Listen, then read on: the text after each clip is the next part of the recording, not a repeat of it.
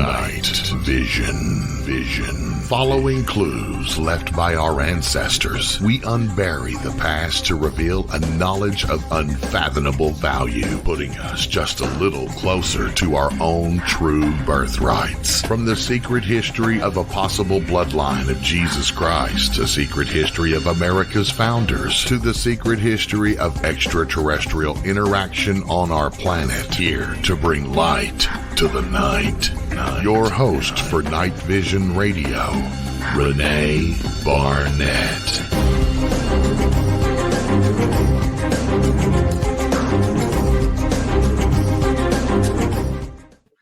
Hey everyone, welcome to Night Vision Radio.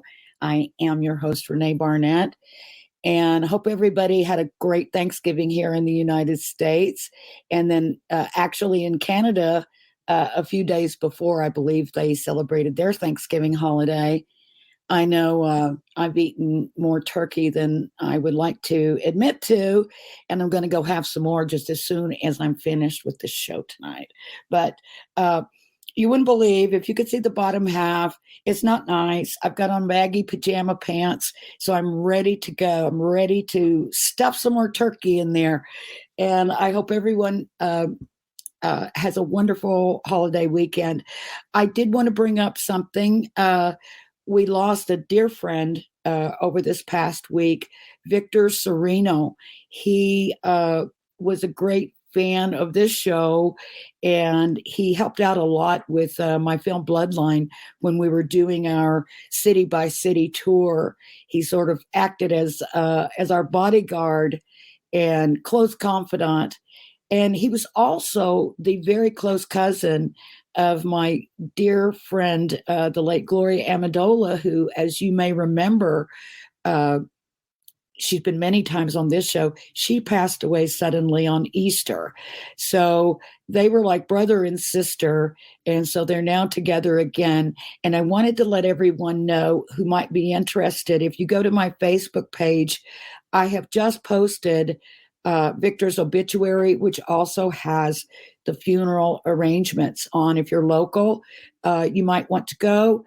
If not, I believe there will be a streaming aspect to it, so you can watch from remotely as I will be doing. And so that information is posted on my Facebook page.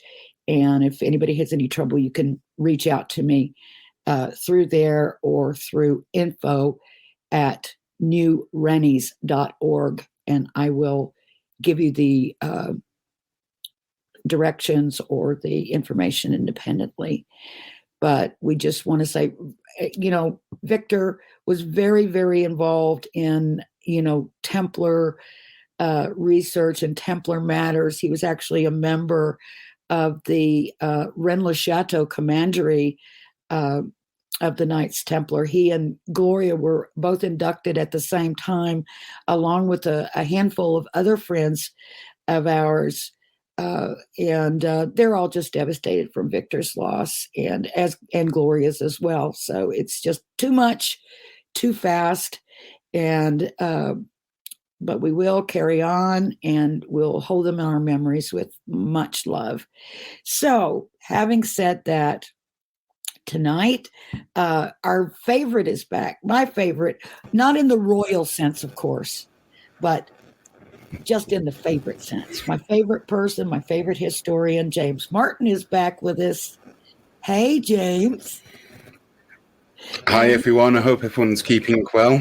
You've been on a little trek, driving all the way back down from Scotland, back down to southern France, and examining potential and real Templar sites along the way. And so I know you have a lot to share with us, and we're going to get to a lot of that in the second hour. But we also have a very special guest this first hour. And I'm so excited because I've been trying to get her for a long time. But I know that she's currently in the throes of study. She's studying, I believe, for her master's degree. And I know that takes up a lot of time, not to mention the ungodly hour that I asked her to appear. So I'm very thankful that we have her tonight. But you know her much better than I do, James. So why don't you give us a little bit of thumbnail sketch on our guest tonight? Yeah, so Rachel, firstly, a dear friend of mine. We've been working together on numerous paranormal investigations over the past decade now, must be 10 plus years. She has the gift of psychic ability, as well as a very intuitive mind. She questions, investigates, and we were debating how really to introduce her to the show. And I think witchcraft historian is what we settled on. So yes, a real fountain of knowledge, absolutely great person. That's Rachel. Well, I feel like I know her better than I actually do because you've spoken about her so much. And of course, I've had the opportunity to have a couple of conversations with her myself. But why don't we bring on Rachel Hancock Rogers? There she is, all the way from the UK. We've got James in France and Rachel in the UK. And of course, I'm here at my home base for now on the West Coast of the United States. So, Rachel, I hear you're undergoing some inclement weather there. Yes, we're being battered by Storm Arwen, and my lights keep flickering, and you may sometimes hear a big rumble, but I'm in an old Victorian house, so the wind's coming straight down the chimney, and that's just next to me. So, yeah, it is very blustery, to say the least. Are you sure it's the wind and not ghosts in your house? And if you live in an old Victorian house, I'd be disappointed if you didn't have at least one. Oh, we've got a couple. I think we're on some kind of ley line where they walk through. So particularly behind me is the entrance to the kitchen door. And Jay, you've been in, James, you've been here when, and there's a very big gentleman that lots of people do see, and they jump and they're like, who was that? And it's like, no, it's okay, it's nothing. He's a friend of the family. It's just like, so yeah. I've not quite worked out who he is, but yeah. What were you going to say? I'm Jay? 6'4" and a bit. Yeah, I'm 6'4" and a bit, and I've seen some that I've had to look up to. Oh, so very, very big gentleman. Yeah, that'd be pretty startling, I would imagine. Somebody just stepping in that's very large and shouldn't be there, or at least you feel like they shouldn't be there. They probably have as much or more right to be there as anyone else, I would imagine. But now we've been talking a lot about the past, and of course James and I get into a lot of Templar history and other history, royal history. And I know that you two together, and I would imagine you separately as well, Rachel, have been to a lot of these locations that seem to have a lot of activity. And I'm wondering if you have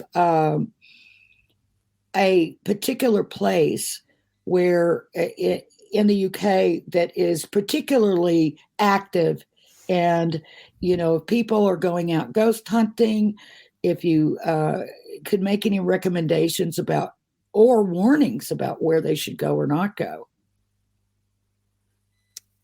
Well, is that to me? Yes. Okay. So see, that's the thing with England, and that's it has such, as we know, it has such a rich old history. So there's quite a few places all around the country. Where I'm based in the Northwest, we're quite blessed because we've got quite a lot, like a lot of old Tudor buildings, and James and I have been in and been to some of these buildings and been on paranormal activities in there, and had some really great feedback. Some have been a little unnerving, but, you know, to me personally, it's all part of that interaction. So I never get too kind of spooked, although I had one occasion where I had met a person who then came to my house and brought something with them. And I think that was a time when I asked James to help me remove whatever that was, because it was blocking other things coming through that actually were more interesting. And that where I used to live was the site of a really old building, and my property was at the point of being an old gatekeeper's, where the old gatekeeper's cottage would have been. So it was very, very busy for things coming through. And I think more recently, I've always taken for granted the fact that I live so close to the site of the Lancashire witch trials, and I have a really big, rich history with that, because going back through my ancestry on my grandfather's side, who is from more that way, he was actually christened at the church where one of the so-called witches is actually buried in. And at the end of the day, that area then ends up with one of my relatives actually being one of the jailers at the same time that the Lancashire witches would have been actually in over at Lancaster Castle. So they're sometimes referred to as the Lancaster witches or the Lancashire witches. And so it was a collective of people who were declared witches through the Assize trials that took place in the north of the country. And so obviously that's a really rich place. But more recently, and I never expected this to happen, my research took me down to more the southeast, so Devon and Cornwall, which has a really interesting kind of different take on how there is a rich history with a belief more in fairies as in a spirit. And that was quite interesting, because that actually ended up, it was between a culture belief of fairies and a very much, who could be quite mischievous, like spirits, but also as well, you know, because of the interactions with these fairies classed as spirits within the law of the time of the, you know, the early modern period, you would have been, if need be, convicted as a witch. So there's some very, very interesting cases that I have actually built up as part of my research, as part of my MA, which I'm looking at an investigation into the attitude surrounding invisible disability. And this is, you know, as portrayed through the English early modern witch trials. So I know Jay's going to talk about Scotland, which is not that actually far north from the whole Lancashire witch trials. Right. You know, it's only an hour and a half drive from that site till you hit the Scottish border. So it's quite interesting in that sense, the geography in England, the way we can get round so much quicker. But actually, when you get down into the southeast, we don't have it's a slower drive because you don't have as many motorways. So I think you say high roads. I don't know. Well, yeah. You mentioned, this ancestor that you discovered in your research. And I'm wondering, do you feel like that we are connected? Because I know that James and I, do a lot of looking into the past, and it's just been amazing how many times he and I have run across an ancestor of either his or mine or both of ours that is someone that we had either felt a connection to, or that we had something really in common with, or that someone that we've studied about. And I'm wondering if that kind of reaches out to you, to one, from the past, those kind of, maybe it's some sort of cellular memory or something like that, that pushes you into, like, for instance, when how did you figure out your abilities, and is this something that's well practiced in your family? Did your mother have intuitive abilities, and do you feel like you brought that with you at birth? So, yeah, I do think there's a lot of inherent. And growing up, I thought it was quite a normal thing that when you went to visit your grandma, you'd go to the bottom of your grandma's garden and go through a little path, and there will be your great grandma's garden, and you'd go and visit your great grandma. And it came to a bit of a surprise to me that wasn't the normal setup for everybody, because every Saturday I used to go down to the bottom of my grandma's garden and go and visit my great grandma, who's actually, she used to like to read tea leaves. So this is where my introduction to all this stemmed from. And then every Saturday, because I'm one of the eldest of 4, and it could get quite rowdy, particularly when my other cousins had arrived at my grandma's house. So I'd go over to Grandma Coogan's house, and Grandma Coogan it'd be just me and her, and we sit and watch the old Saturday afternoon black and white matinees, have a cup of tea, and then she'd read my tea leaves.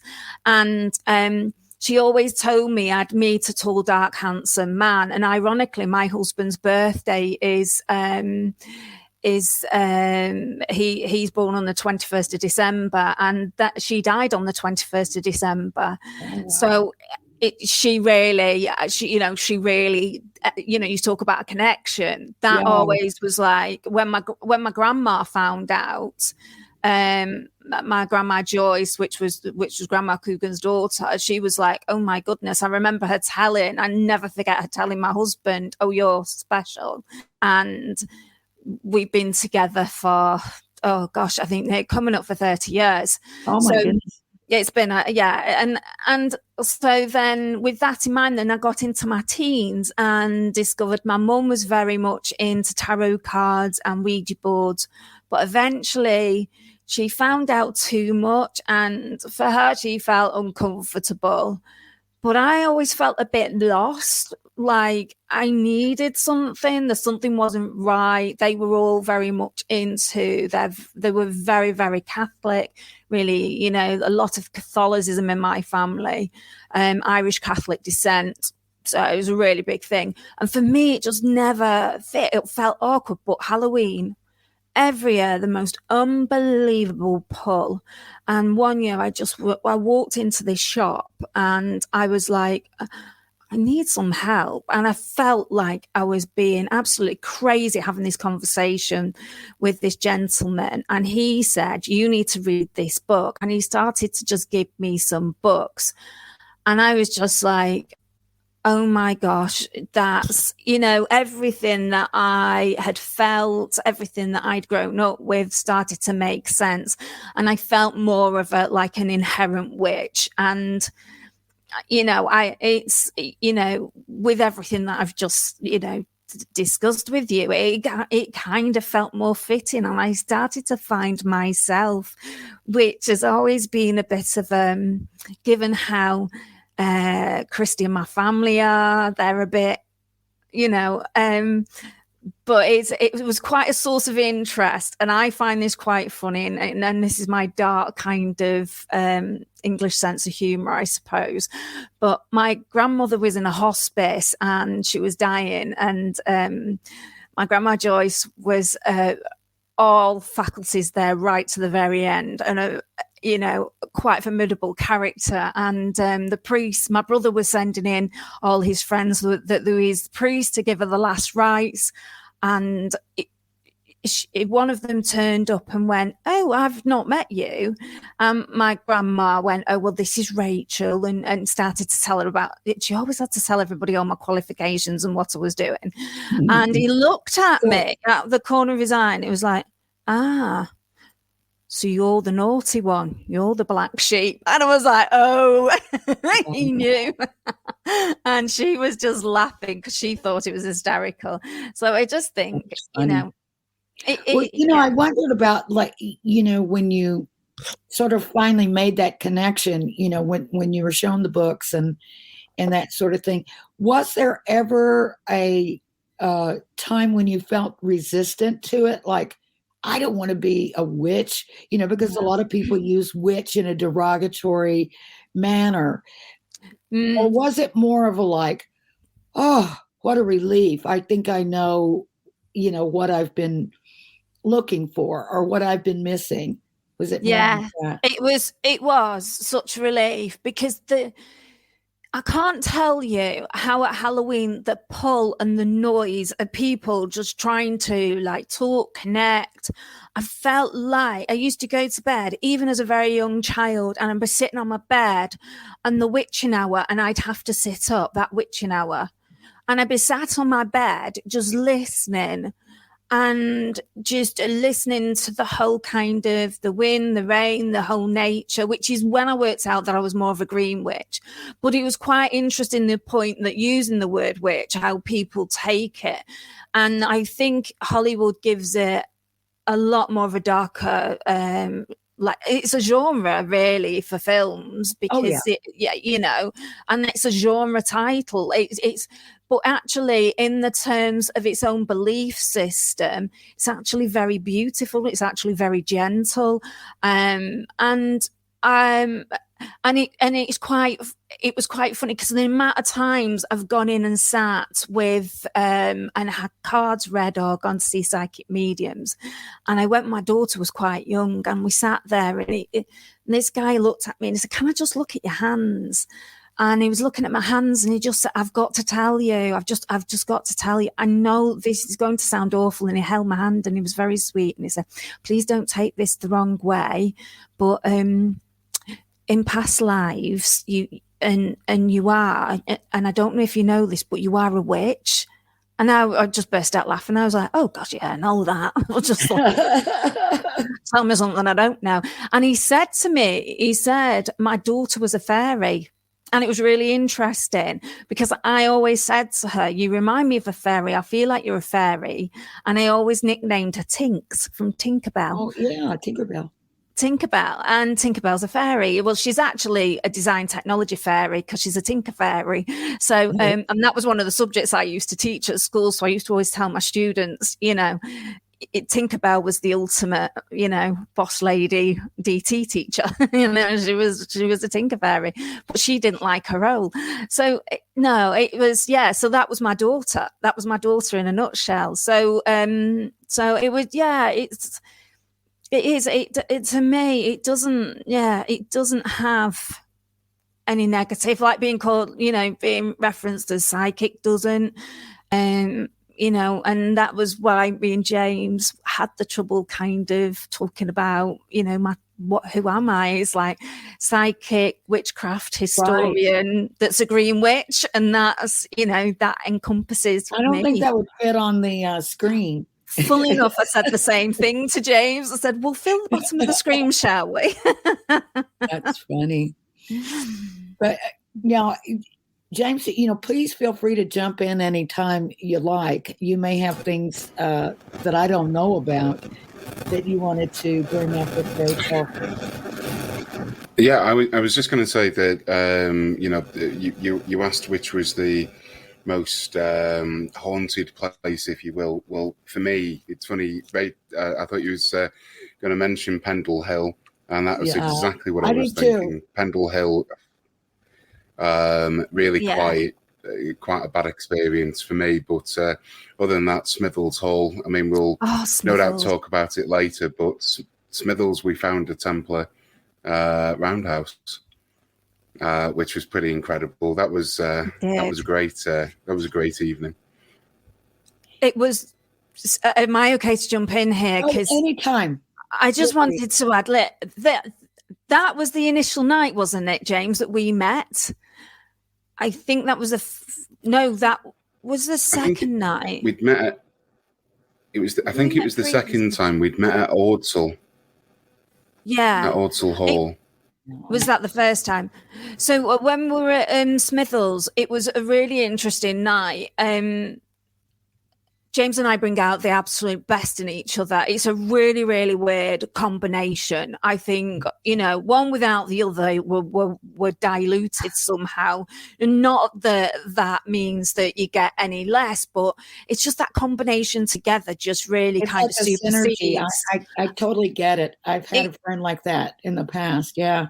And I don't, I can't explain it, but we've been in places and we were going around and Smithers, when we were, working out about the Templar thing, was quite interesting because James and I were new and we were just like feeding off each other, and we were walking through this doorway into this room, and it was a wood panelled room. And I'd picked up on a guide there who was a lovely old man, something like a Quentin Blake. So, like a character, an old small man, like a Quentin Blake kind of drawing, the Roald Dahl, the guy that draws for Roald Dahl. And he was guiding us round and taking us through and was really talking to me. And it was telling me about this room. And he was telling me about the window and the children opening the gifts at Christmas and how there used to be a tree there. And James said to me, can you name any of the names that are on this wall? And obviously I couldn't see because it was dark. And I could name the names. I picked up and I told James the names, and I think that was when we really just kind of cemented our friendship. And then I said to him, there's something about that wall that you need to tell me about. And this is where I think we knew how well we worked together. Mm-hmm. And I know, like the Templar, I will say, when I don't know something as well, I'm always very good at going, actually, that's great. Yeah. Hand that over to somebody who can really talk about it, because there's nothing worse than watching somebody try and fluff the way through something. Right. And the Templar issues. And I said, there's something about that mark on the wall, and James, you need to tell me about it. And, at that time, I didn't really know you, but you knew it, didn't you? It was sort of like we were finishing each other's sentences. It was bizarre, I don't know. But as soon as we looked at the panel, the very first thing I saw was an inverted pentagram. Oh, yes. On the paneling. Yes. And there was the curator, Debbie, who, was available if we had any questions. I said, well, hold on, there's a few things going on here. Mm-hmm. There's woodcuts of people's faces. And I'd said to you, I think it was William Radcliffe was the person who said, is that person that you've been speaking to? And you said, yeah. I said, I wonder what this symbol is. And we asked Debbie, and her job is knowing everything about that particular house. And she said, "I've never seen that before." Yes, she did. Well, it was then that, if I remember, there was a church just to the side of that room that we weren't allowed to go in because of various experiences, paranormal and what have you, that had been pretty negative for visitors. But it must have been either early in the year or late in the year, because it was freezing cold outside. And I said, I think I know where the Templars are. And we took Debbie, and I think we both stopped her and went down. Unbeknownst to me, Debbie ended up doing some ground penetrating radar, and lo and behold, there was a round house that had been discovered, and it ended up in the press. But that was an incredible night, absolutely incredible. Wow. Yeah, I think that cemented our friendship as well. And we went on to do some others. I can't remember now the order, but I remember being at Odsal Hall, and we ended up going, I think that was when we met, wasn't it? Was Odsal Hall. Yeah. And that was that. But what was really weird was the curator that night had, unbeknown to me and James, it was so dark because it's actually just off a very, very busy town centre, a really very overcrowded kind of urban industrial area. But actually all around it, because of the land around it, it's actually really dark. So when the lights go off, you can't see your hand in front of your face. So we were walking around, we were talking, we were discussing about what we could feel, what we could pick up. And I went into this room and I started to talk about this, the room, and I was saying there's a butcher in here. And the house, actually, we got interrupted then by the curator, who said, I've got to tell you, and she made us jump because we had no idea she was in the corner, because we were like, who's that? No, we didn't know. We didn't know who was talking to. I didn't want to be offensive because I jumped as if I had actually seen a ghost. I know, we both did. We were both like, are you real? I think we actually did seriously ask her that. You know, it's like, are you real? And it was quite interesting because she came up to us and she said, I've really got to tell you, you're very much right about the butcher.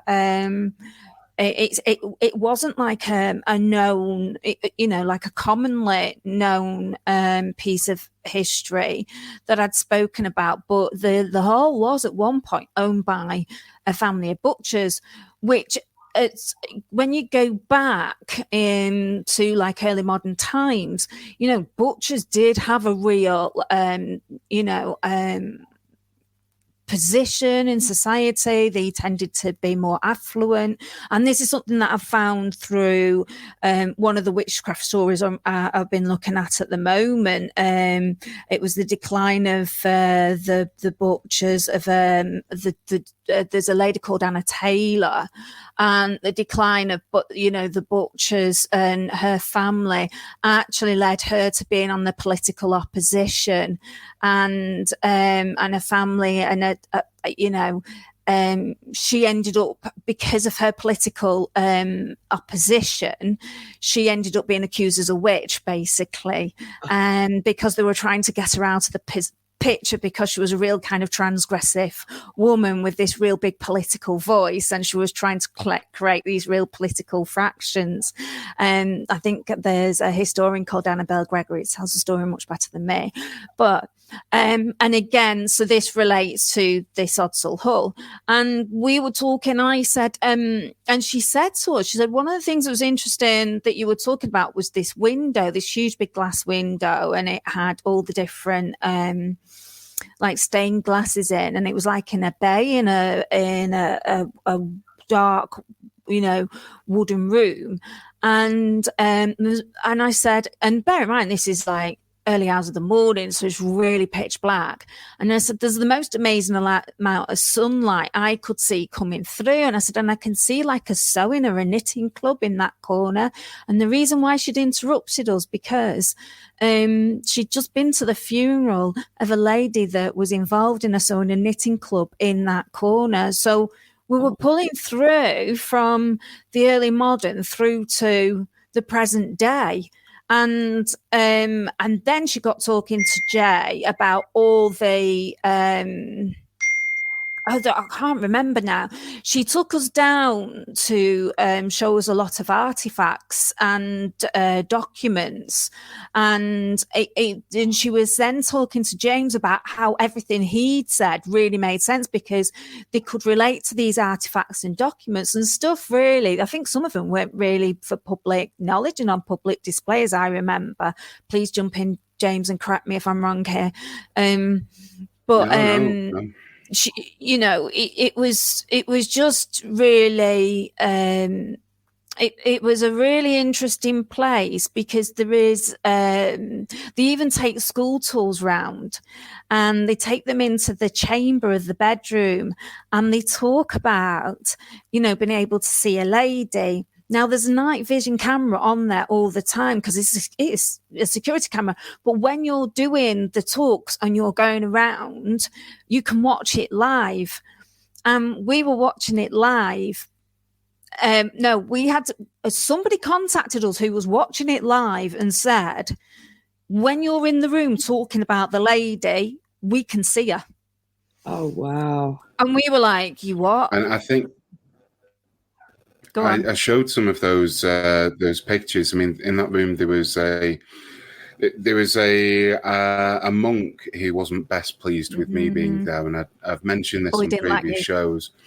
And no, how did you know that? I can't say it. He wasn't pleased.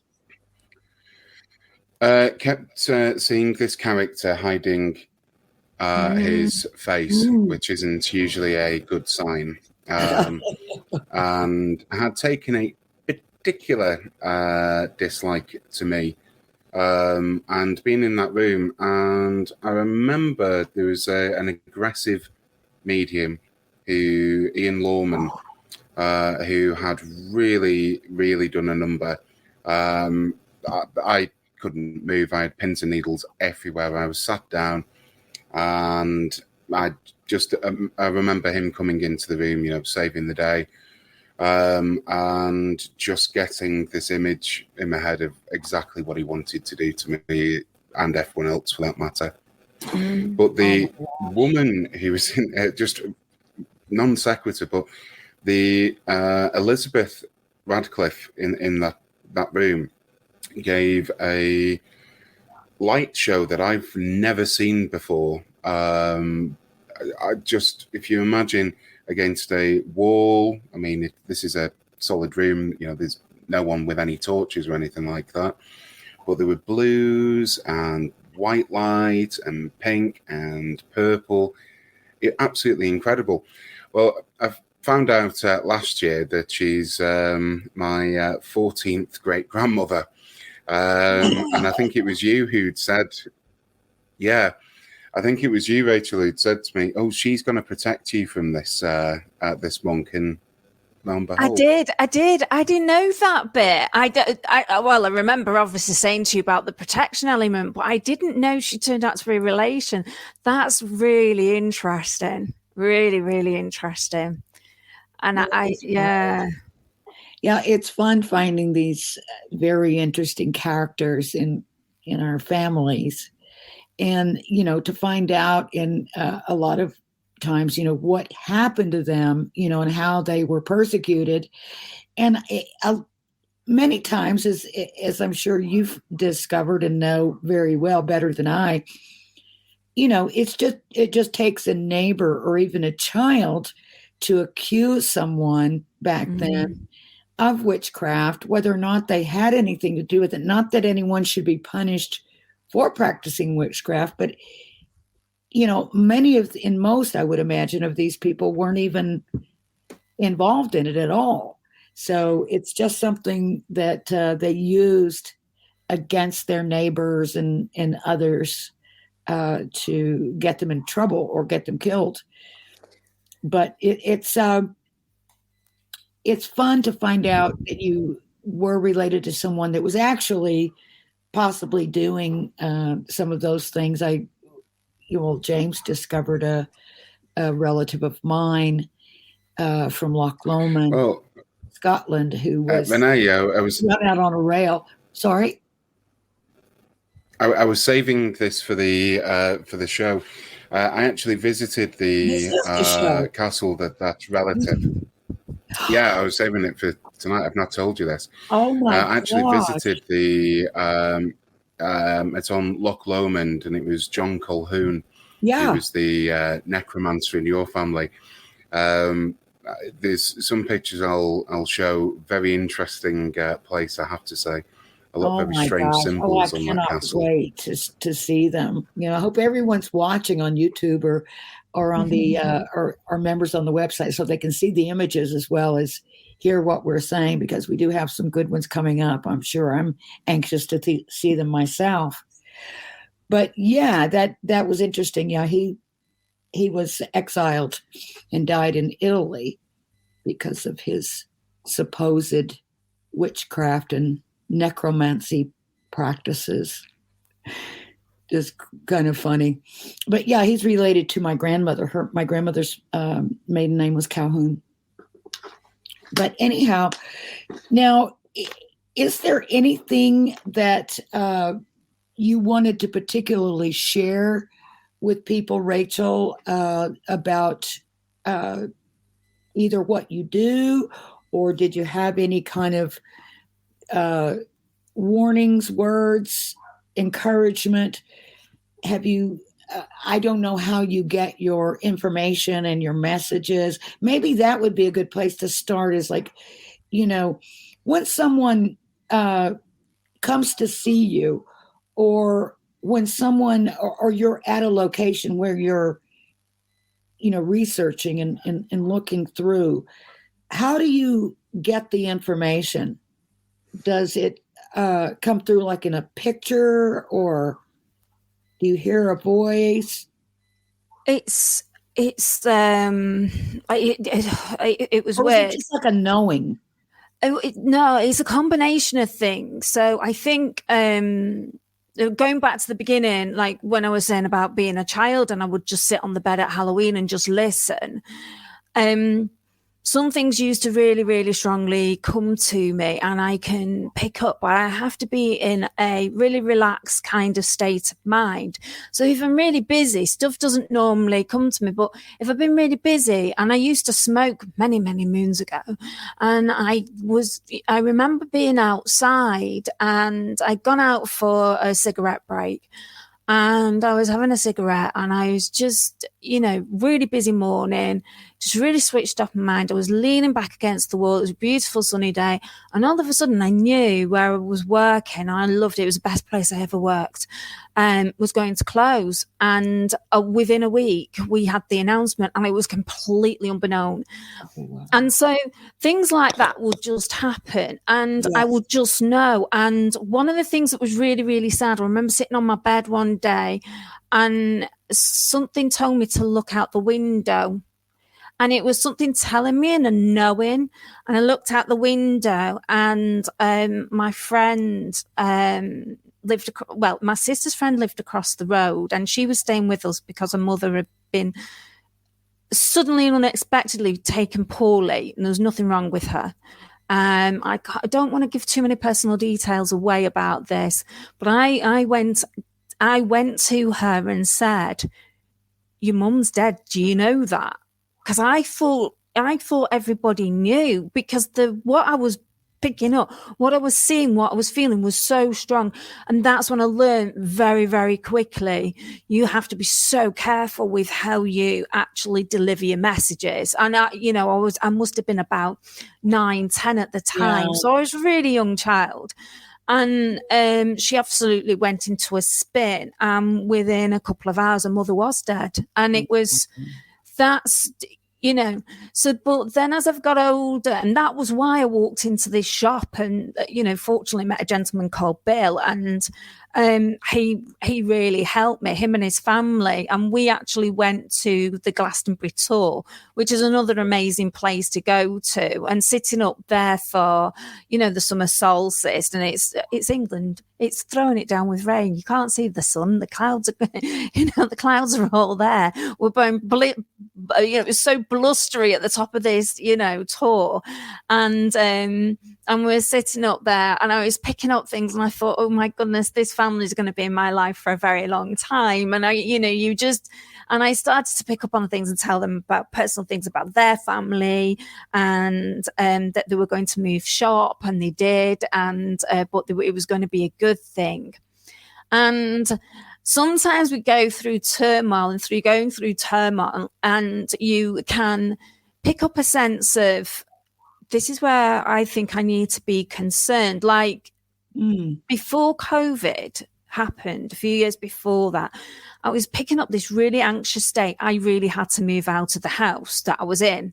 Now, I really didn't like the area for a lot of physical reasons that a lot of people wouldn't like living in that area. It was bad experiences that we were having. It was like being a square peg in a round hole. But what was quite interesting was this unbelievable feeling, like a kind of apocalyptic kind of Walking Dead kind of feel. Mm. And it was like, we're all going to be locked in our houses for safety. And that was the thing that I was picking up. And it was really, really strange. And obviously I moved house, and about 4 or 5 years later, then we had lockdown and COVID. And in England, we were, not like in Italy or or in Spain. They really had a lot more strict lockdown than we did, but we were very strictly locked down in our own homes for safety. And I actually felt so relieved to be in the house I was in, because I was in such a lovely neighborhood. And once that started, you wouldn't have really been able to move, so it's good thing, I went with that. Yeah. So you could actually have time to do that. That's pretty amazing. Well, we're facing yet another variant of COVID-19 that's coming out of Africa. And I've heard it now that it is already in Western Europe. Maybe just a few cases. I don't really know, because we never really know how much of the news we're actually getting. But, and I guess this one is supposed to be, multi-mutational. It's supposed to be able to just figure out how to get through. It's almost as though they're sentient, that they say, oh, here's a wall, I got to go this way. So I know that, people are, more and more people are vaccinated. I don't know that the current vaccination, I don't know what the effectiveness it is on the new strain of COVID. But do you have any sense that it's going to all start again? Or is this just sort of, the next development that's going to be tamped down like the rest? I think there's going to be a really big kind of cathartic moment and a calm, and a sense of people having to work together and do their duty to look after each other. It's going to be, and in a way, it'll bring people back to the core of what is important. And in order to protect those that you love around you, and do the right thing, I think this is where people are going to be actually really making a judgment call and really bringing back actually to the core values of what is important in this life. And it's how we protect our loved ones. It's how we look after each other, how you look after yourself. And by looking after yourself then gives you the strength to look after others. If you don't look after yourself and protect yourself. Yeah. And I think, and I'm feeling that very strongly, but in England particularly, I feel that, the more take up of the vaccine that we're getting, the more positive this will be. And I believe in the science in that. And it's so interesting this time and this question, because there's a real dichotomy actually in the research that I'm doing at the moment. And the dichotomy is between the ecclesiastical and the new growing sciences of the, of the early modern period. And there's a doctor called John Cotter, and he writes, and you can see how he's trying to shoehorn religion into his this new growing scientific knowledge. And it's very interesting. We're at a very similar kind of point in time. And I think what's quite interesting is that if we could look back like he could, the sciences grew so dramatically at that point in time. That's where we got the decline in the witchcraft trials, because they knew in actually what was people's, true ability in this law to be able to bewitch somebody, and to put a spell on somebody. And actually it was just accusations and neighbourly fallouts, which, a lot of historians like, the likes of James Sharp and Ray have written about, there's Barry Ray, and they write, I love their stuff. Annabelle Gregory writes about similar things as well. So we're in that same dichotomy. And I think, when you're looking back at it, you're screaming at people going, listen to the science, you'll save lives, you'll stop killing people over something that you're not, there is a scientific thing to believe in that is going to, save these lives. And it's like that cathartic moment I think we've got coming, where there's a sense of person's own responsibility in that cathartic moment where we absolutely draw down. And actually that brings out the best in people, and people doing more or connecting with their local environments, people in the streets, the neighbours, which, let's face it, a lot of us didn't really do like we've done since, particularly in England. Lots of people have got to know the neighbours, have been on WhatsApp groups together, have created little street communities. And I live on a really long Victorian street, and I wouldn't have known my neighbours. I'm in the middle. I would not have known my neighbours at either of the top ends of the street, either end. Right. But because of what we've been through, we do, and we have a really, supportive network where we all, chip in and we all help each other. And it's that, isn't it? It's that sense of camaraderie. And I think that's where, that cathartic camaraderie, looking after yourself to look after others. I guess that's where we're going to go. The only thing I find worrying about that, of course, that is where we should be always heading toward, is that kind of attitude and that kind of caring about each other, obviously. But if I'm hearing there's going to be a calm, and there's going to be, because, we'll all have to take care of each other, I guess I might be hearing you say that there's more storm coming and then a calm, or is this just going to be a natural process where, I don't know what else I feel it's to convince people who don't believe in the science, something would have to happen. It's going to have to get worse or something. I don't know. It really, really feels like it is like that John Cotter moment. Like, I feel like people are screaming, just look at the science. And I think eventually that becomes the driving force, that people do eventually believe in the science. And actually that enables people to then go, if I look after me, because by looking after you, you've got to go and have that injection. You've got to wear a mask. You've got to wash your hands. You've got to sanitize. You've got to make sure that you're doing the right thing so you're not spreading it. And I don't think, there's really been that sense of, I call it's like a ripple and a pebble that you throw into a pond and those ripples go out, and that sense of what you say and what you do has a real, significance. And I'm really, really, really careful. And I don't want to kind of tell everybody, oh no, everything's going to be fine. And people don't do what's the right thing, because like that story that I told you about, my friend who I still know. And, when I said to her, oh, your mum's dead, it's horrific. It's completely irresponsible. As an adult, you wouldn't do that. No. So, you've got to be, I think, in answering some of these questions, there is a sense of caution.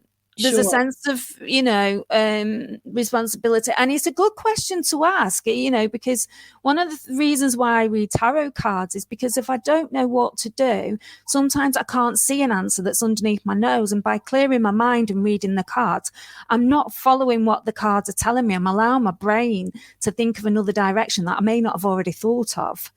So that's, I think sometimes these conversations maybe allow somebody to think about something in a direction that they wouldn't necessarily thought of. I want to make it clear, to my listeners, I'm hoping I'm not offending anybody by bringing up this subject matter. To me, it's strictly health and medical. It's not political. It's just, I look at, the friends that I've lost and family members, some prior to the vaccine being available, and others who chose to remain unvaccinated and died.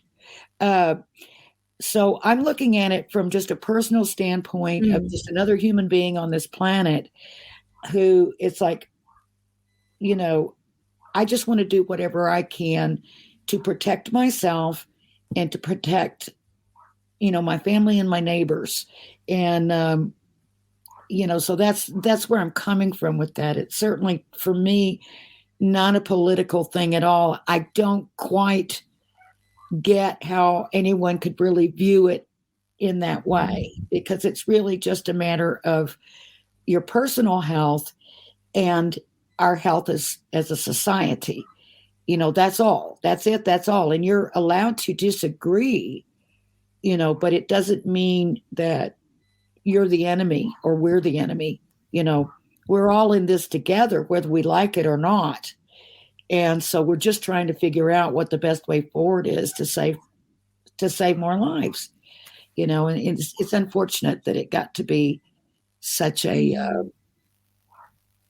rallying cry, at least here in the United States. I'm not sure about as much about other places, but people fight about this, and it's, you know, it's sad because we should be able to talk about it and you know, seek out our best advice. Oh my God, I can't believe we're already down. We've got 1 minute left. And Rachel, I wanted to thank you so much for taking the time to come. And of course, thanks to James for introducing us in the first place. And hopefully I'll see you one of these days. Yes. Maybe over in England or down in France when I'm there. Fingers crossed. Yeah. Oh, yeah. That'd be so much fun if you could come down while we're all there together. That'd be great. Yeah, definitely. Oh, we've got some great sites we could go see too, and get your sense of what's going on there. Absolutely. Oh my goodness. It's time for a break.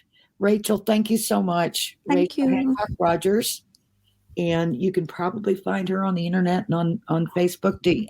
You don't do private appointments right now, right? Because you're very engrossed in what you're doing. Yeah, I'm on hold. The new year, I will do. Yes. Well, you let us know, and we'll let people know, and we'll let people know how to get hold of you. And I'm assuming you could do remote readings when you get ready to start doing that again. You can do it remotely. Yes. They don't have to come to you, right? Yes. Good. Yes. It's better when I see people in person or have something of theirs that I can connect to, because I use the ground because I am a green witch. So, but yes, I have been known to do things remotely. Great. All right. Well, thank you again. And we'll be right back after these short messages with more night vision and more of James's discoveries. Hang in.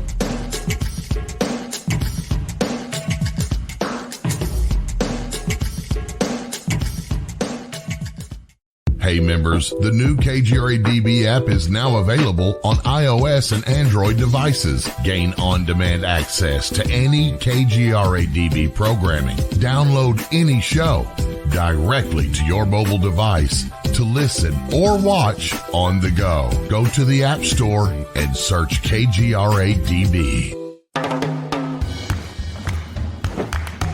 I don't want to talk about it.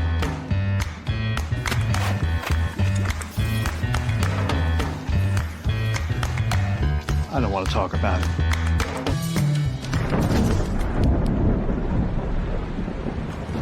Families don't have to talk about everything, but they should talk about how to plan for an emergency. Get tips and resources to make your family's emergency plan. Welcome to the new KGRA digital broadcasting website, thekgradb.com. Here you'll find great new content, including the KGRA Classics, great shows from our archives. You'll be able to see the show times and information so you can see what show is currently on air. The on-air live button, so just go to this section and you'll be able to hear the show live with exceptional sound quality. We also have the Vault section. Make sure to subscribe to get access to great content and special features. We have the make content for our latest news and events, so make sure to sign up and you can be part of our forum. So make sure to check out the new KGRA digital broadcasting website, thekgradb.com. We look forward to seeing you there, and we hope that you enjoy the new website.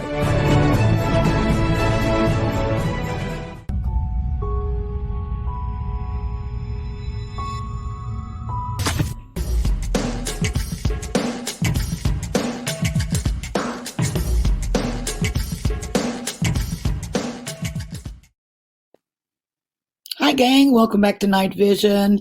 If you're just joining us, I'm your host, Renee Barnett. Joining me is our favorite historian, James Martin from Southern France. And James has a Templar trek, which we're going to hear about. But first, and maybe more excitingly, James has a new book. The book was started. Yay! They Did Not Come to Conquer is the name of it. It's about pre-Columbian travelers to the New World, to the United States and in Canada, and it is pre-Columbian. So before 1492, people, there were lots of folks coming over, as a lot of you already know. And so we're going to share some of that information. James, why don't you tell us a little bit about the book, and then we can hopefully tell people how to get it, if not now, in the very near future.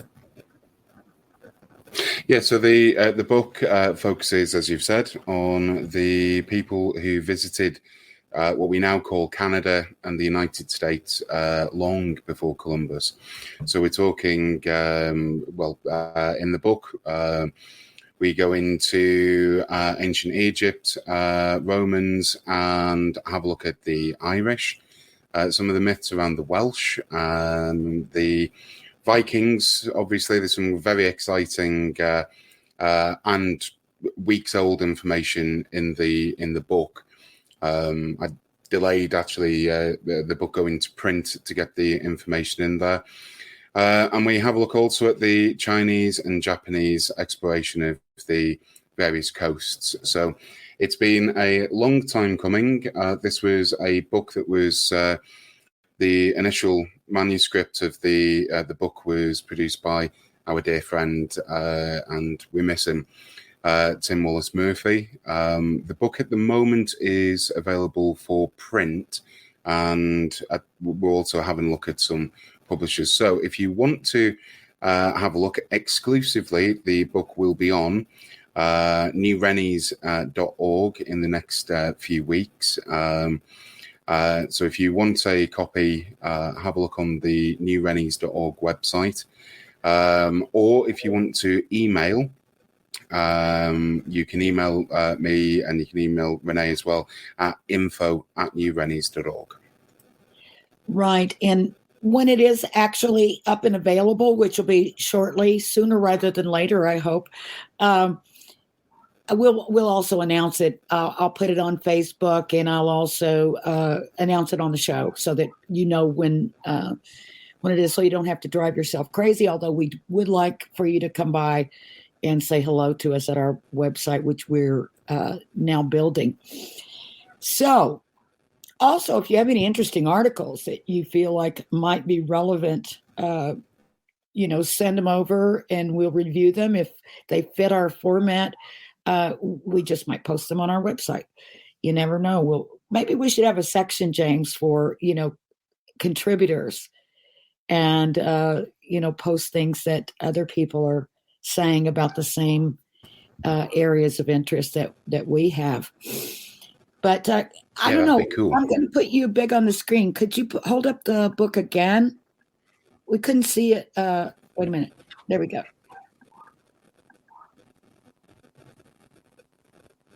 Yep, there's the book, everyone. So it's They Did Not Come to Conquer, A History of the Discoveries of the Americas. So I hope that people enjoy it. That's the purpose of it. Yeah, absolutely. And, we might mention that it is the last published work of Tim Wallace-Murphy. So it Yeah. could be an item nice to have in your library. And it will be, I'm not sure if you're going to crack out any of his old manuscripts or if you have any more there. But, Rachel's sent us a note saying thank you very much. Oh, gosh, we thank her. She's a delight.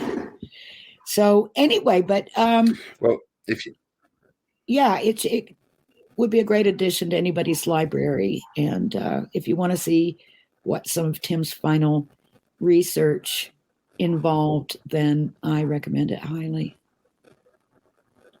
And you put some nice touches. Well, if you must say. You ended up finishing the book. a few chapters. Yeah. You ended up yes. finishing the book and editing for him and then finishing it, which is what he asked you to do, which is really cool. Yeah. Very, very cool. Yeah, we miss him. And just to say as well, the book that I'm finishing up the last bit of research has a title which is called Out of Order, The Downfall of the Knights Templar. And that's seen me travel across Europe, really, doing research in a variety of places. So that's been one of the reasons, amongst many, for me going over to the UK and Scotland and having a look at some sites. The sort of, I think when you're looking at the Templars, they leave a few breadcrumbs here and there, and it's a case of really having to have a look to see if you can find some of those breadcrumbs. Well, what's exciting too, and really interesting and a little puzzling, is that many times these little clues that are left behind just sort of go unnoticed by locals or even the keepers of the properties. They don't realize that they're there, or they don't realize what it is that they stand for, and they might ascribe another meaning, a religious meaning, or something that is actually not what it is. So that's what's interesting, is that you've been able to go around and go to places that are much visited and much researched and actually find things that have been missed. So that to me is the most exciting bit. Yeah. No, it's quite often the things that are right in front of you are the things that you miss. Yeah, you've seen it so much. You don't see it very anymore. frequently. Yeah, absolutely. Now, how did you want to go through the material? Do we start with Scotland and go down, or do we hit and miss, go to different locations? Did you have a plan? I thought you were going to ask it. It's like David Copperfield, I was born, I lived, I died, kind of thing. Yeah. We can start off in Scotland. So Scotland, I've been visiting for years now. I used to live about an hour and a half away from Rosslyn, so I used to visit Rosslyn Chapel frequently. It's an amazing place that every time you go in, you see something new. But I've been given a bit of a tip-off around a particular series of stone carvings all the way up in Argyll. Now, I'll just say this.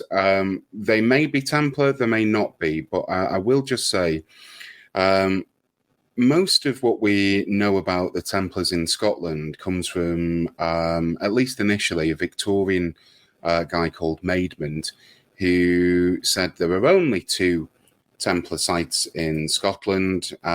Specifically, there are no Templar sites in Argyll. Now, I don't know about you, but if someone says to me, "Don't look behind you," the first thing I do is go and look behind me. Of course. So when I read that, and like I say, with this tip-off, ended up driving this about 3-4 years ago up to Argyll, a very long journey, very remote part of Scotland, and visited a number of sites. And some of those sites I've revisited and have found some new things. So I'm just going to start off with a place called Kilmorey Nap, which is in Knapdale. Used to be, oddly enough, Clan Macmillan territory, Clan Campbell territory. I'm descended from the Macmillans, as I found out on my trip up there, meeting the current clan chief, which is very exciting, I've got to say. And Kilmorey Nap. I should say that the west coast of Scotland is littered with fascinating history, stunning landscapes, and if you can, I know it's a difficult place to get to, but if you ever have the opportunity, please go. It's stunning. And there are chapels dotted around the west coast of Scotland, incredibly old chapels. So, for example, you have the famous Iona Abbey, built in the 530s initially. And Iona Abbey, along with a lot of other chapels, have been around since very early Christianity. So Kilmorey fits that bill. It's a little bit later than the 500s. It comes from I think it's about 1000 AD, something like that. There may have been an earlier chapel there, but the current building comes from around 1100 AD. And what's in there, for those who are watching the show, or for those who end up watching, I've just put up on screen, it's obscuring my face, but there is a cross there. This is called a Macmillan cross, which has some really interesting carvings. And when you look at it, when I very first saw this cross, I thought it must have been carved last week. It's in too good a condition. But actually, it was produced from a form of granite that doesn't really weather too much. And that cross is from the 1500s. And in the chapel, there are a series of stone slabs that depict particular knights, Highlanders over time, and these are their grave slabs. So you can see some other images just appearing on your screen just now. And they depict Highland warriors, if you will, wearing leather, not chainmail. Chainmail rusts and is very heavy, and in an area that there's not necessarily wide access to blacksmiths, etc., etc. Now, there are a few stones in Kilmorey that are absolutely fascinating, and not just fascinating because of a potential Templar link, but there are a few things encoded within them. So if I just show you this image one more time. If you have a look at the knight, and you have a look at the knight's head, you can see above him a set square, very Masonic. Which one are we looking at? So we're looking at the middle one. Yeah, okay. And you can see that there is a set square. It's a very Masonic symbol. And if you just look buried within plain sight at where that middle knight is stood, just beneath, you'll be able to see what looks very much like a Templar cross. Oh, wow. It might take just a little bit of viewing. Bear in mind, these are now inside the chapel for their protection. They were outside, so some of these are very weathered over centuries. I mean, this stone's about 700 years old, 800 years old. Now, in fact, I had a tip off. It might. I'm sorry. You said that there were some interesting inscriptions on that Macmillan cross as well. What did you see there that made you say that? So on the Macmillan cross, which is just on screen now, if you have a look at the center, you can see that the cross has a lot of Celtic symbology. But there you can see in the center of the cross, essentially the symbol for infinity. You have a dog sort of eating its own tail. just as we would see in other parts of the world a snake eating its own tail, you have a very Manx-looking creature representing infinity. There are some other interesting inscriptions on this cross. It's beautiful. But it's absolutely stunning. And really, the elephant in the room is another cross that's just behind it, which you can see. Get a load of this. A bit of a disheveled. That's it. A disheveled me, very cold. But if you just have a look at the stone in the bottom left-hand corner, looks very Templar to me. I'm not saying it necessarily is, but where you've got two slabs with very Templar-looking crosses, it's looking very interesting. And I just posed the question, could it be that when the Templars were disbanded, that they travelled up to Argyll? At the time, Argyll was owned by clans that were supporting Robert the Bruce's bid for independence from England.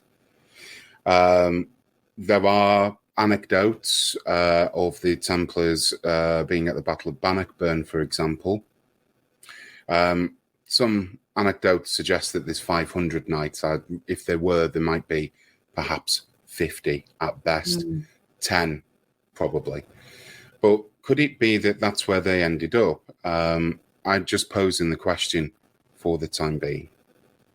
So that was one of the reasons that I wanted to try and explore this. What happened to those Templars in Scotland? Scotland and Robert the Bruce were excommunicated. The Templars had been disbanded. What happened to them?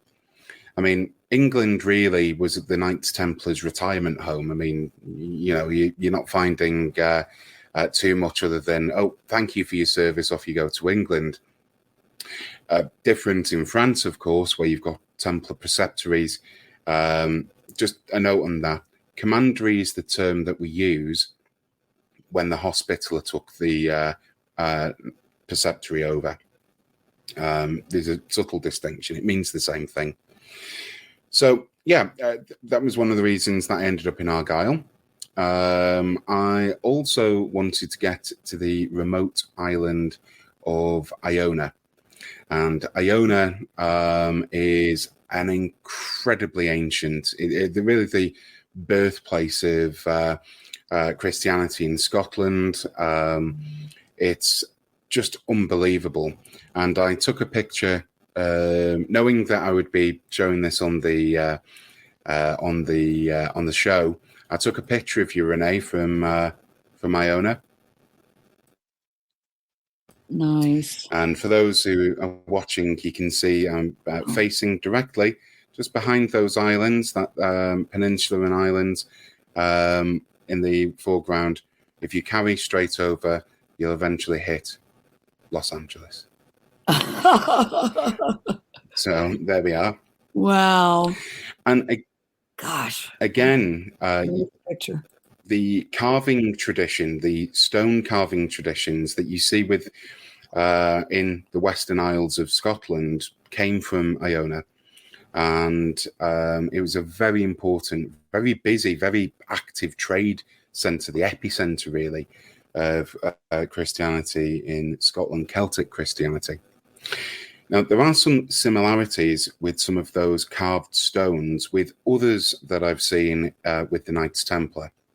For example, in in Portugal at Tomar, when I was in Lisbon, I visited a place called Tomar, and there are carved stones that look identical, really, to the carved stones that you find in Argyll. Same if you go to any of the French commanderies, you see very similar traditions. And Iona really was the epicenter of these carved sculptures. So I'm just going to show some interesting images. These don't relate to the Knights Templar. But if you just look at the detail on some of the carvings, absolutely stunning. These grave slabs, if you will, carved stones celebrating the life of knights, some of which we don't know their names. You can see this knight's got a pillow to rest his head on, and you can see in this other image, looks like a griffin when it loads. There we are, embedded within the stone itself. Absolutely superb. At Iona, there's a famous abbey, Columbkille, or Saint Columba, as you might have heard him, founded the monastery. He was living as a hermit on the island. And I should explain that I nearly got stuck on one of the islands. You have to island hop to get to Iona, and drama, I'm sure I could turn it into a soap opera. The worry of how are we going to get back, what we're going to do. But yeah, really interesting place. And those carvings that you just showed, James, what are those date to? Like the one of the knight that we don't know from what service he is. When do you reckon that was done? So it's dated roughly to around the 1100. So we're sort of in business now. I don't believe that these are the ones that Iona are Templar, but it's just to give you an idea. There are carvings from 500. In fact, there was one which is just unfortunately just too weathered for me to show. It would just look like a plain stone that was from the 330s. So the Roman Empire is still around. Absolutely incredible. Rudimentary cross. What do you think that stone was? It's just a cross, and I think it's we're Christian here. You know, if you put yourself back into the 330s, for example, who's Christian? You've got the Picts who are around. A very pagan culture, and so carving a cross is a symbol really of sort of defiance and pride, I guess. You know, it's just depicting someone who's passed. There are some interesting carvings at Iona. So there's this one here, again a symbol. I'm not going to tell it's a symbol that we would associate with a swastika. But please don't think that the association that we have with 1930s, 40s Germany is this. This is a symbol of infinity. And they certainly did. For their own use. Absolutely breathtaking. And of course, the being there means that you can talk to people. And so it was a widely known secret that, of course, the Templars were up here. A member of Clan Macmillan told me. Said, of course, in fact, there's still a group of them who are knocking around Argyle. Oh, yes, yeah, you should read some of the stuff that they put out. And lo and behold, you've got, I did a bit of research. This is a Masonic group who are propagating their belief that the Templars were instrumental in establishing Scottish Freemasonry and actually set their roots in Argyle, and that was the origin. So really interesting just getting these tidbits. Now, I'm not saying that that's true, but I am saying that there is a belief that it is. And I am saying that it's worthwhile investigating. And so research for the next book, pretty much done. So that was Scotland. I'm really excited for what happened after Scotland. This was another lead that I'd been reading about. But perhaps I can save that for later because that's in France. Okay. Unless you want me to get. No, I'm waiting for you to get to Loch Lomond. Well, I have just realised I'm not sure I actually uploaded a picture. Oh my God! I will probably. I know. Share that with me later. I absolutely will do. Yeah. I mean, I'm Um, seriously uh, thinking about going and, laying claim to the castle. I don't know why not. well, why not? Why not? I mean, it's a castle that there is in Loch Lomond, a castle within the lake. So, if you want to pick up on the Arthurian legend, we could call you something like Guinevere. Oh, that'd be fine. That would be fine. Yeah, that's really interesting. I we'll have a look at that off the air sometime. That particular location, it really doesn't have anything to do with the main theme that we're talking about anyway, but I'm just curious, that. So carry on. So are we still in Iona, or are we carrying on?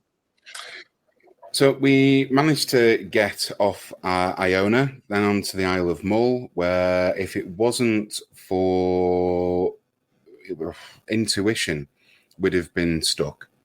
We managed to get over a detour of 3.5 hours, but we managed to get over. We then went to a place called Kilmartin, and this is a place that I've been to on many occasions. And again, these carved slabs, very similar to the Knights Templar. And I decided to have a look around the graveyard because, you just do that sort of thing. And again, I saw a few more slabs, sort of in situ. And if you have a look at the image that's on screen for those who are watching, if you look in the bottom right-hand corner, have we got a hint of a Templar cross embedded within a Celtic symbol, or is it just a Celtic cross? I don't know, but it's interesting, the association with these knights. And these slabs are dotted up and down the coast of Scotland, but also in Cumbria. So there's a few churches that have these slabs within them, and just nearby you've got Norse runes. What I'm trying to establish here is these chapels are very old indeed. In fact, Kilmartin, Kilmorey, Kil, by the way, just means church in Gaelic, aren't oriented east-west, they're oriented north-south. And usually that indicates a very old building, perhaps even a pagan site beforehand. So these are very spiritual places. These are very energetic places. You feel the history there. And from what we know of the Templars, they tended to pick those areas, whether they knew, I don't know. But where you find Templars, you usually have that local mythology of, very energetic, very very spiritual, that kind of idea. I forgot to ask you, when you were on the Isle of Mull, did you go into the little church that has the depiction of Jesus and Mary Magdalene? The one that no headline poster? On Mull, if we were stopping in Mull, absolutely would have done. But just to give you an idea, because ferry times are fixed, and you've got to catch essentially 4 ferries, you've got to island hop. To get to Iona and back, Iona could be the only thing that we could do. Right. So there were lots of things on Mull that it just means that I'm preparing a return journey, that's all. Oh, yeah, definitely. Well, that's actually not an old stained glass window. I mean, it just dates back to, I think, the 1950s. It's just interesting that it showed up there, and people recognize it as Jesus and Mary Magdalene being heavily pregnant. And the image, of course, is what we used for our Bloodline film poster, was that particular image. But anyway, yeah, it's not that old, so it might not be that much interest to you. I just wondered if you just happened by there, and if you had, was there anything else around there that was older and more interesting? You may know of things on Isle of Mull already. Again, it's you've got. Oh, sorry, Renee. No. I was just going to say that on Mull, you've got a mixture of Norse. The Vikings were in the area. The Norse, to be more correct, were in the area. So there are lots of rune stones that you can see. I should explain the vast number of stone circles, the vast number of megalithic sites that just litter Argyll, Mull, everything. We're talking ancient in terms of there was a stone circle that I visited and a few megaliths that are, double the age of the pyramids. By the accepted age of the pyramids, that is. I mean, we're really talking ancient. I did actually manage to visit one place. Unfortunately, the pictures that I took, I didn't think were good enough to put up on air, but I'm sure we can show them at another time if need be. But of a dolmen and some what are known as cup and ring markers. The Picts had a language, Ogham, had cup and ring markers that they'd chisel into bits of stone. No one can decipher what on earth they mean. The language is undecipherable too. So who knows? They could be saying, we need to get Hilbert on here to give his opinion. I know he's done some research on the Picts. History with Hilbert on YouTube. He's really good. He's also a friend of James. But the Picts, they were, very sort of pagan people who were kind of known for their tattoos all over their bodies. Is that right? Yeah, I mean, the Romans called them the Picti, quite literally the coloured faces, if you will. Yeah. They were renowned. Please don't think that these are.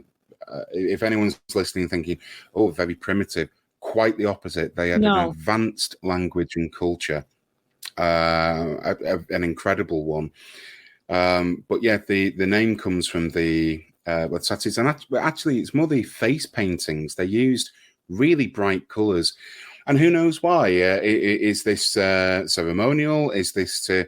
I think twice before going into battle with someone who's completely from head to toe, these bright, vivid colours. I think I'd probably go, do you know what? Let's just retreat back to Hadrian's Wall, shall we? Intimidating. Or the Antonine Wall, something like that. But yeah, really interesting group and very much active. The Argyll area... if you are interested in early Christianity, Celtic Christian, part of a place called the Dalriata, which was a kingdom that spanned from Northern Ireland into the west of Scotland. Very interesting culture. I wish we'd be able to understand the language, to be honest. So is there any work being done in that regard by linguists to try to... yes. I mean, there's academics who are desperately studying this. And I keep an eye for you now and then, just to see if there's been any breakthrough. But really what we need is some Rosetta Stone. We need just something. Yeah. And I'm sure it will happen. I'm sure it will happen. Is there... one day. Is there anything recognizable in the language that, it shows that, later maybe another language was derivative of that? Or is it just completely a mystery? From what I remember, it's an isolated language group, a bit like the Suomi in Finland and Basque, Magyar, in Hungary. You have these groups where there's no known connection. It's not to say that there isn't, Right. It's just it's not known at this time. There was a place. I was thinking about you actually. The area has its own Arthurian legend, and the area was part of a very large kingdom called the Brittonic Kingdom. So where Arthur, King of the Britons, he's the king of the people, not a territory necessarily. But there's a rock, I think Dunedin. It's not Dunedin. It's done.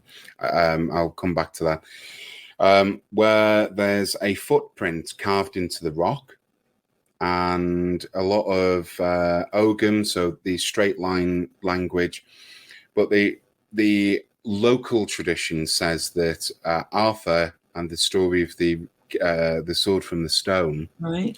was that the old kings of the Dalriata would put their foot in this grooving kind of thing, and would pull quite literally a sword from one of the crevices, and would be king monarch of all he surveyed. So you've got Arthurian legends in this area too. Really, really interesting. But that was Scotland.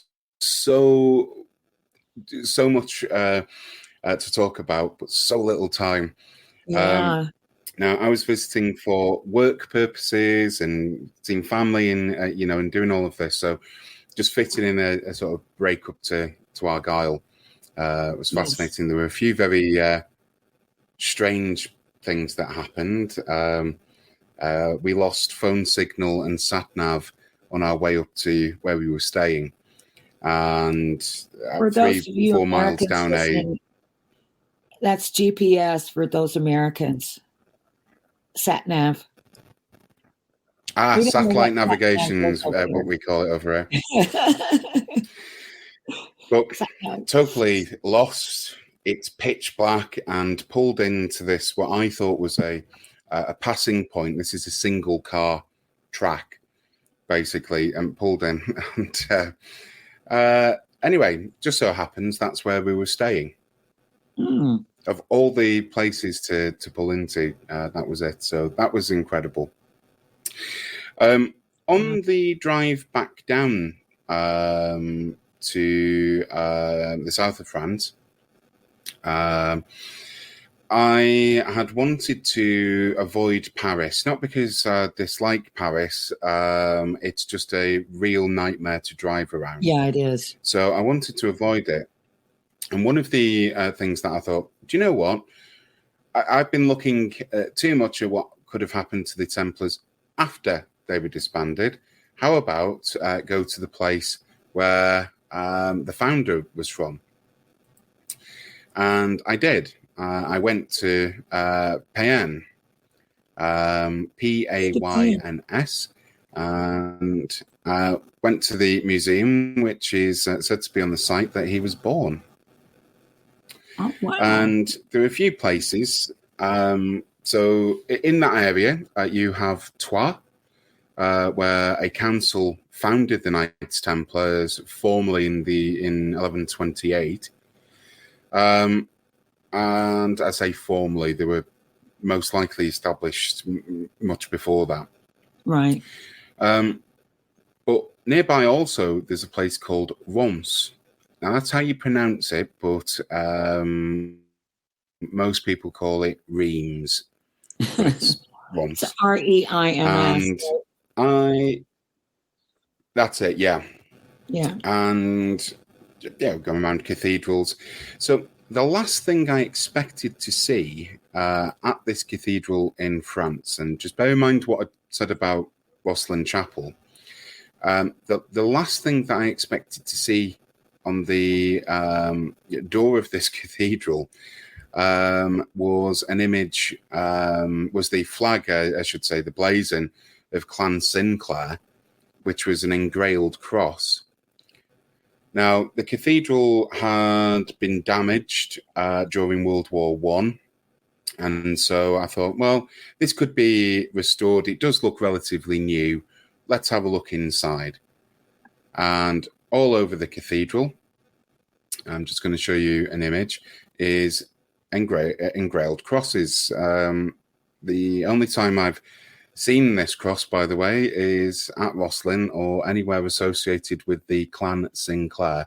And if you're watching this and wanted to find Clan Sinclair, do a Google search, and type in, the cross, the Sinclair cross, engrailed cross, and it will take you to it. Now, can What you on earth is it doing? explain what an engrailed cross is? Because I had not heard that term. I don't know if you can see it that well in this. Maybe you can. Essentially, what it is it's a cross. Just to visualize this for people who aren't seeing the images, so those who are listening, imagine you've got a cross. This cross is made out of your favorite chocolate, and you just couldn't resist it. So what you've done is you've taken little nibbles out of the axes of the cross. So essentially, around the edges, basically. Yes. So it looks like there's little bites taken out of all of the edges. That's an engrailed cross, roughly, if you can visualize that. What Very cool.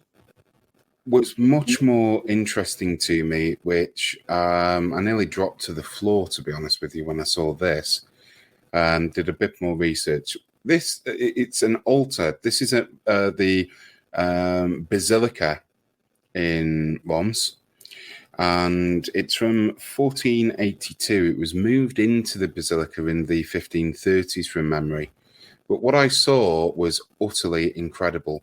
And so I'm just going to leave this image up on screen for those who are who are watching this. And I just want to draw your attention to some particular items. So firstly, again, this is the 1480s. Is what we see at the bottom in the center of that image another Templar cross? And as I say, why have we got Clan Sinclair crosses all over this cathedral? Are they later additions? I don't know. I need to do a little bit more research. This, just for those listening, I only took this about a week ago when I got back. Then I started to see some other things. And if there was a way in which I could zoom in this picture, I would. But if you can try and see, perhaps when the recording of this is available, you could zoom in somehow. In the center, with arms wailing in the air, a Masonic distress symbol. The arms in the air in this way is, from doing research and what have you, is a Masonic distress signal. That's Mary Magdalene. And if you have a look at the Magdalene, she is incredibly pregnant, or she's been drinking 2 crates of beer every day for all of her life. But if you compare and contrast this to the woman next to Mary, who's very svelte, very thin, how do we explain this? Not to mention the fact that Christ's body, you can see the spear wound there. Dead bodies don't bleed. I looked at this and thought, well, this is extreme heresy. There appears to be a Templar cross. Did the people who carved this, put this together, what did they know, and what were they trying to tell us? That for me was fascinating. And we're in figure, with the arms upraised and visibly pregnant and all that. That's a distress signal, right? The who will help the widow's son, who will help a widow's son, something like that in the Masonic tradition. And something just struck me.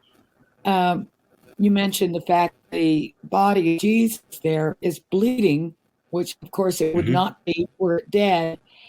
And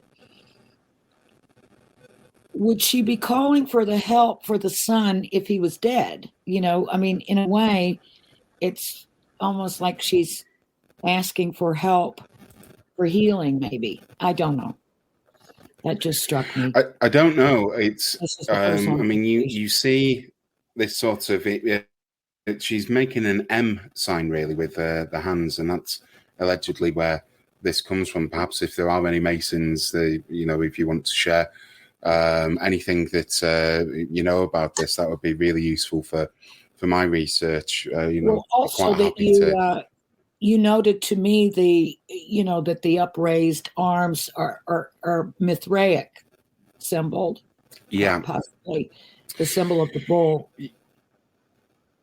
You've also got some very interesting.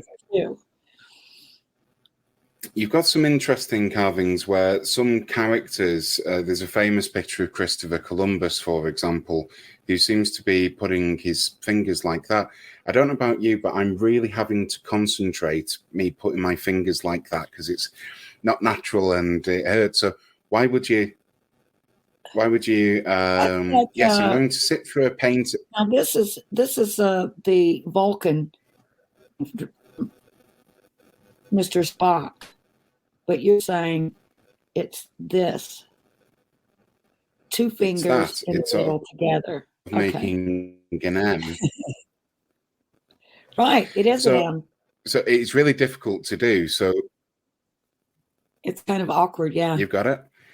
So when you see carvings with that symbol or paintings, you think, right, so you've sat there trying to do that for a few hours while someone paints you. It's really it's really unnatural to do. And you know, why are you depicting that? It's so for me, I mean, this has just raised more questions than I can answer.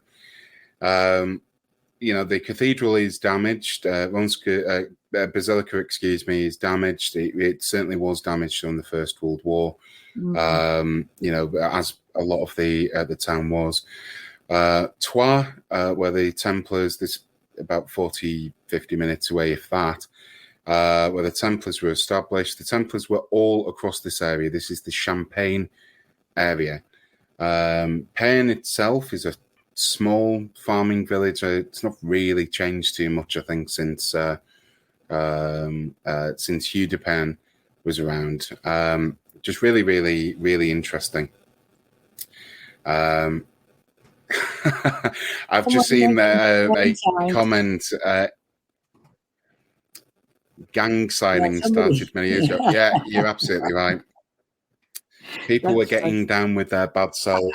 I actually thought about that too when we were doing it. I was thinking like, yo.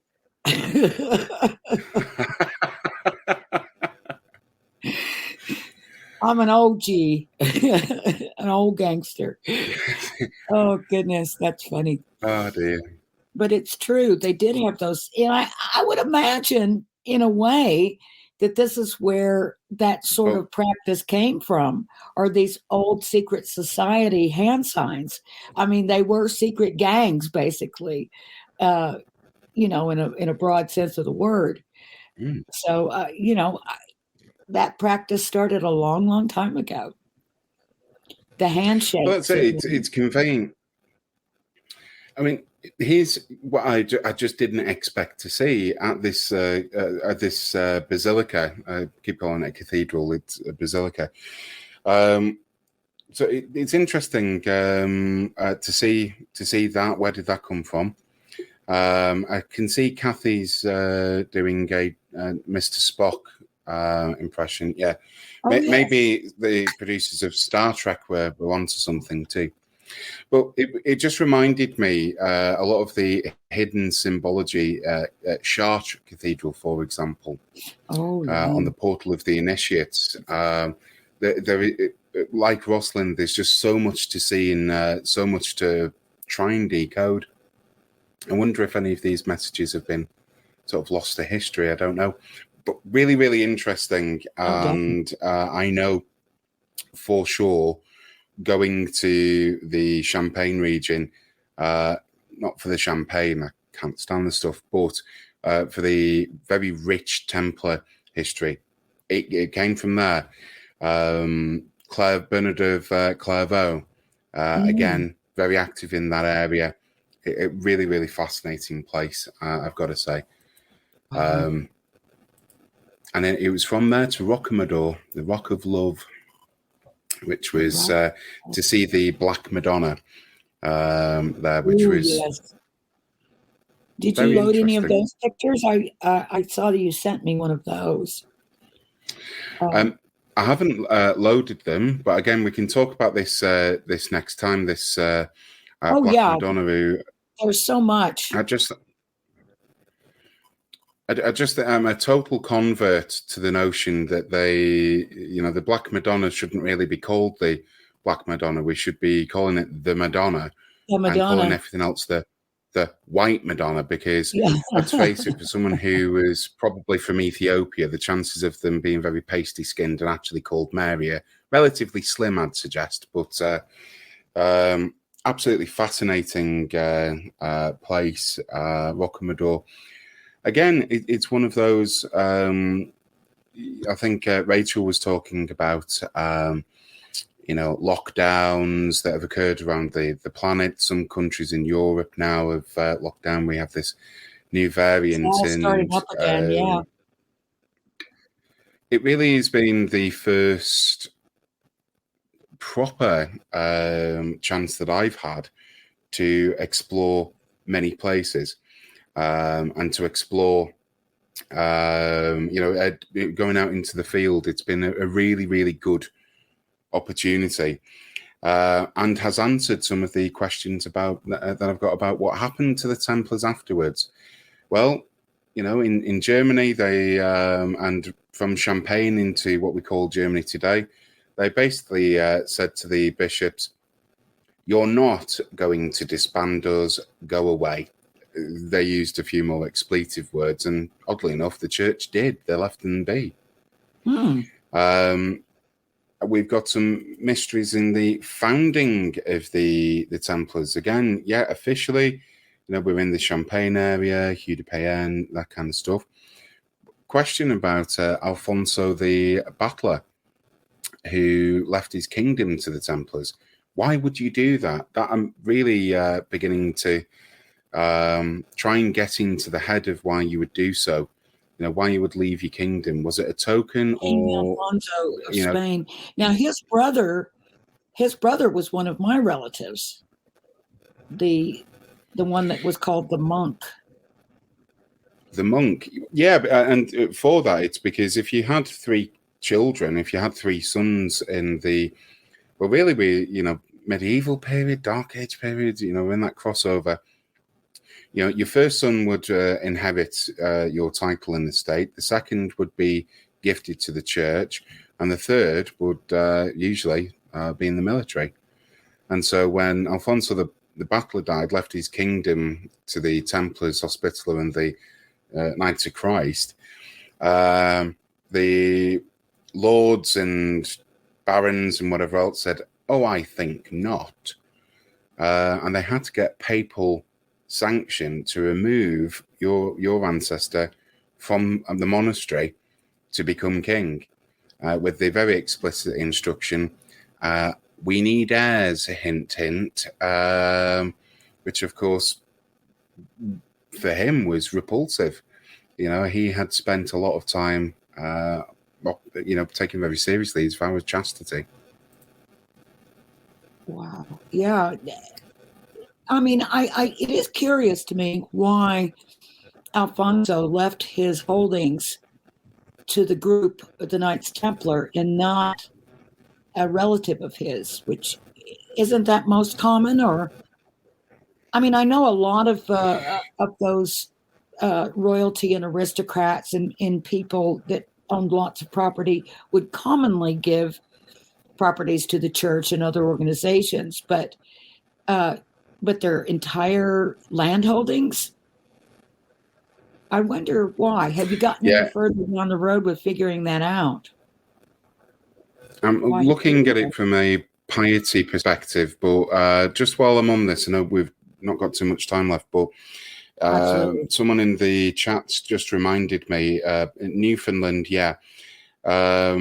My research at the minute is looking at the inheritance of the island of Montreal in Canada, which was, well, let's just say perhaps Templar Masonic and all of this from Louis XIV.